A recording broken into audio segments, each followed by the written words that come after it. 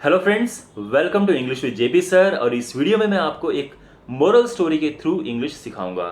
इससे आपके दो फायदे होंगे।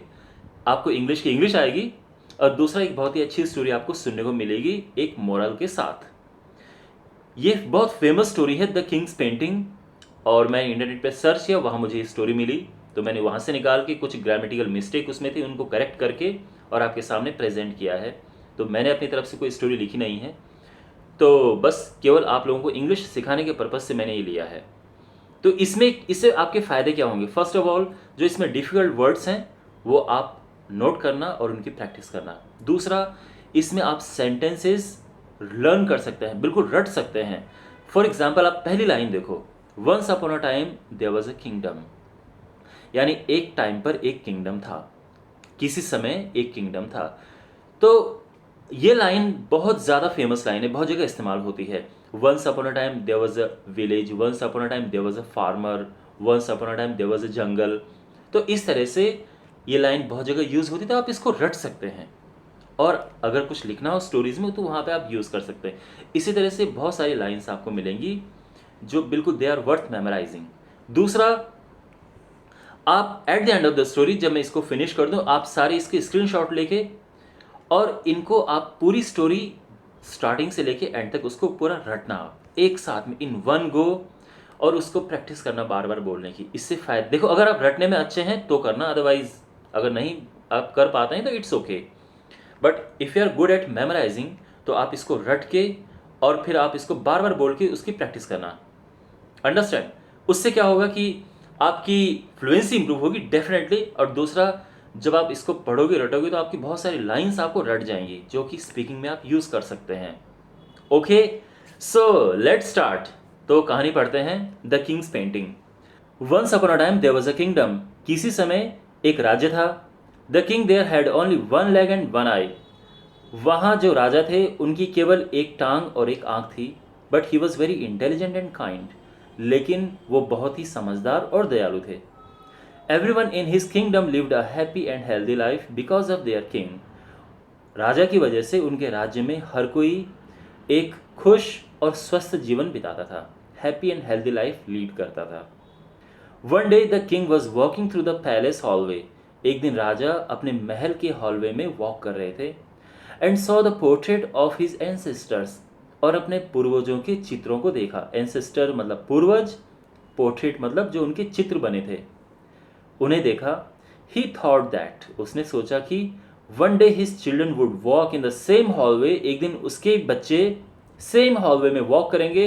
And remember all the ancestors through this portrait, और इन चित्रों के माध्यम से अपने पूर्वजों को याद करेंगे। Okay, but the king did not have his portrait painted, लेकिन राजा का कोई पोर्ट्रेट पेंटेड नहीं था, कोई चित्र पेंटेड नहीं था। Due to his physical disabilities, अपनी जो फिजिकल डिसएबिलिटीज थी, उनकी एक टांग नहीं थी, एक आंख नहीं थी, इसकी वजह से he wasn't sure how his painting would turn out, तो श्योर नहीं थे कि उनकी पेंटिंग कैसे बनेगी। टर्न आउट मीन्स रिजल्ट होना, निकल के आना। तो उनकी पेंटिंग कैसे बनेगी वो श्योर नहीं थे, अच्छी बनेगी बुरी बनेगी, इसलिए उन्होंने सोचा नहीं। मैं भी शायद आज सोचा, तो उन्होंने क्या किया, so he invited many famous painters from his and other kingdoms to the court, अपने दरबार में अपने राज्य से और दूसरे राज्यों से बहुत सारे फेमस पेंटर्स को इनवाइट किया। द किंग देन अनाउंस्ड, फिर राजा ने अनाउंस किया that he wants a beautiful portrait made of himself to be placed in the palace. फिर उन्होंने अनाउंस किया कि वो चाहते हैं अपना एक खूबसूरत सा पोर्ट्रेट बनाना, बढ़िया सा चित्र बनाना, जिसको कि महल में रखा जा सके।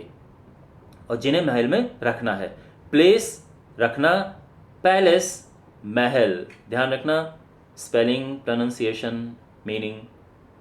Any painter who can carry out this should come forward, जो भी पेंटर ये कर सके, कैरी आउट मीन्स होता है कि कोई काम को करना।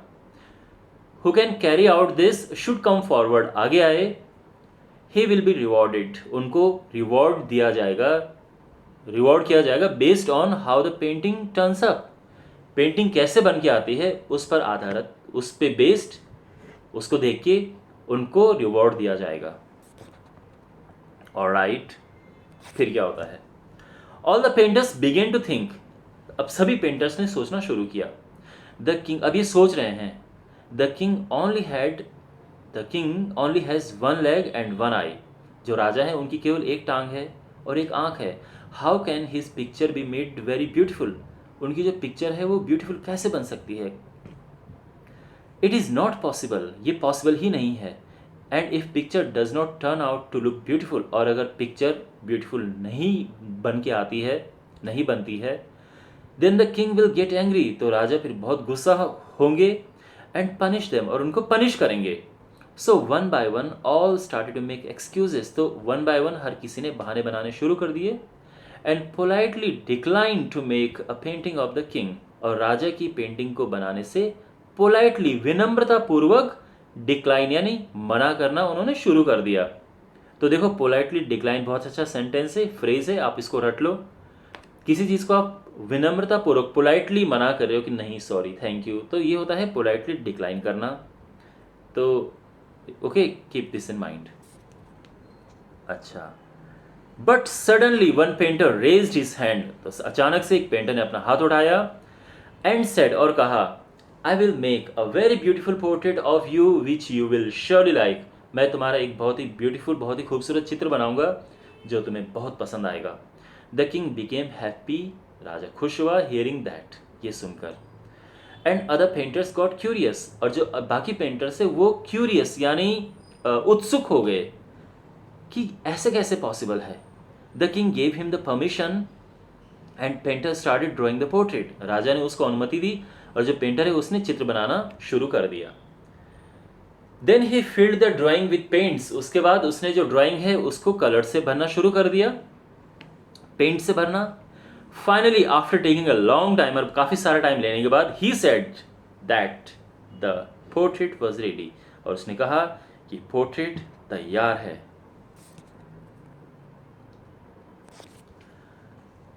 ऑल द कोर्टियर्स, तो जितने दरबारी थे, other painters were curious and nervous, वो क्यूरियस यानी उत्सुक थे, साथ में नर्वस भी थे, ये सोचकर, how can the painter make the king's portrait beautiful, जो पेंटर है राजा का पोर्ट्रेट ब्यूटीफुल कैसे बना सकता है? Because the king is physically disabled, राजा तो फिजिकली डिसेबल्ड है, तो उनकी पेंटिंग, उनका जो पोर्ट्रेट है वो ब्यूटीफुल कैसे बन सकता है?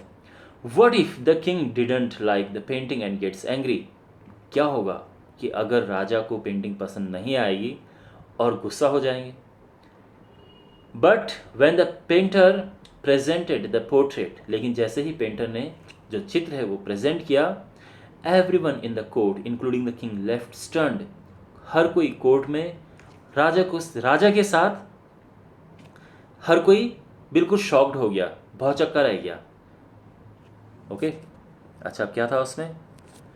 The painter made a portrait in which the king was sitting on a horse, तो जो पेंटर है उन्होंने एक पोर्ट्रेट बनाया था राजा का, जिसमें राजा एक घोड़े पे बैठा है, on the one leg side बैठा है, यानी जो उनकी एक ही टांग थी, तो जो टांग दिख रही है वो सामने की तरफ थी, तो ऑब्वियसली इस तरह से बैठे हैं कि जो उनकी दूसरी टांग है वो दिखाई नहीं दे रही है।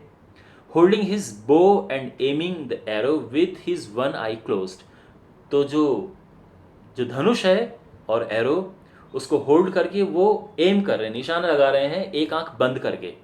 तो एक आंख उनकी नहीं थी, लेकिन उसमें ऐसा लगा कि वो उन्होंने अपनी आंख बंद कर रखी है, तो बेसिकली ऐसा कुछ उसमें जो उनकी डिसएबिलिटीज़ हैं वो भी क्लेवरली हाइड कर रखी हैं, और ऐसा नहीं कि उन्होंने जानबूझ के वहाँ पे दूसरी टांग बना दी या कुछ ऐसा, बिल्कुल क्लेवरली हाइड कर रखी हैं, लेकिन एट द सेम टाइम जो पेंटिंग है बहुत ही ब्यूटीफुल बनाई पेंटर ने। The king was very pleased to see that the painter has made a beautiful portrait by cleverly hiding the king's disabilities, तो राजा बहुत खुश हुए कि जो पेंटर है उसने बहुत ही ब्यूटीफुल पेंटिंग बनाई है और चतुराई के साथ राजा की डिसएबिलिटीज़ को हाइड करके, छिपा के। The king gave him a great reward, जो राजा है उन्होंने उसे बहुत बड़ा रिवॉर्ड दिया, बहुत बड़ा सम्मान, बहुत बड़ा पुरस्कार दिया। ओके, तो अब इस कहानी का मोरल क्या है? We should always think positive of others and ignore their deficiencies, तो हमें दूसरों की हमेशा पॉजिटिव चीज़ें देखनी चाहिए, उनके डेफिशिएंसीज यानी जो उनकी कमियां हैं उन्हें इग्नोर कर देना चाहिए। सी नोबडी इज़ परफेक्ट, हर किसी में पॉजिटिव चीज़ें होती हैं, हर किसी में नेगेटिव चीज़ें होती हैं। हमें उनकी पॉजिटिव चीज़ों पे ही फोकस करना चाहिए। We should learn to focus on good things, हमें केवल अच्छी चीज़ों पे फोकस करना चाहिए। If you think and approach positively, अगर हम पॉजिटिवली सोचें और अप्रोच करें even in a negative situation, किसी नेगेटिव सिचुएशन में भी, ओके मतलब अगर हम किसी नेगेटिव सिचुएशन में पॉजिटिव वे से सोचें और सिचुएशन को डील करने का सोचें, we will be able to solve our problems more efficiently, हम अपनी प्रॉब्लम्स को और अच्छे से और कुशलता से जो प्रॉब्लम्स हैं उनको हम सॉल्व कर सकते हैं। तो ये था ये स्टोरी थी। आई होप आपको मेरा प्रयास अच्छा लगा होगा और आपको ये पसंद आया होगा।